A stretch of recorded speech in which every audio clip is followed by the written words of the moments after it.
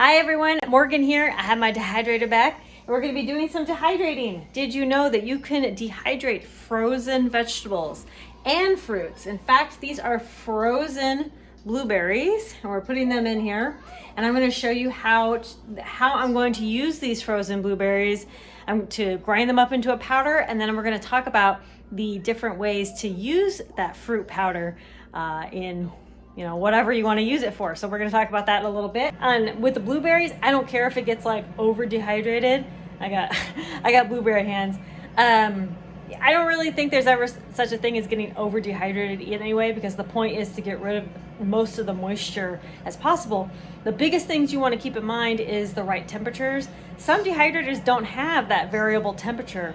But making sure that you're drying things at the right temperatures and then the right times will be, helpful. All right, I got all my dried berries here, raspberries, blueberries, and blackberries. Now I'm going to make them into powders. We just made strawberry milkshake, so I had to clean it.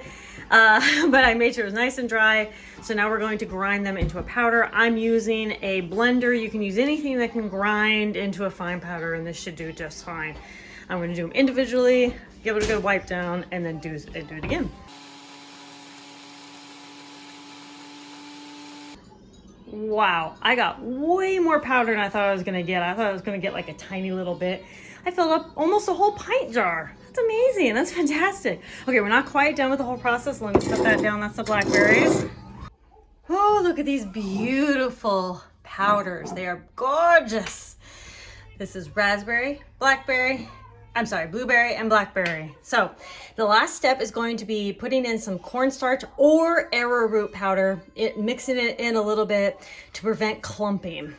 Okay, cornstarch was put in and mixed. As you can see, some cornstarch is there. I felt like I had to put more. The blueberry looks like it's already clumping a little bit. I'm not sure if it was just the way that it was just like a lot in the blender or something, but I'm really going to watch that. I think I'm going to put a silica packet in there. So even though I dip the cornstarch and then I'm going to put the silica packet, it might clump again, but at least the silica packet might help take some of that excess moisture out. They look great. I might add just a tiny bit more cornstarch just to make sure they don't clump, but there we have it. Now, what are some uses of these powders, you may be asking? First of all, oatmeal. Just add a little bit of powder to your oatmeal. You could add it to your granola. You can add it to pancakes, muffins. You can add it to your water, make it like a little flavored drink. You can pretty much add it to almost any baked goods. There's so many ways to use these powders, and I'm putting even more ideas here on the screen, but there's lots of ways to use these powders, and really it's just kind of your creativity.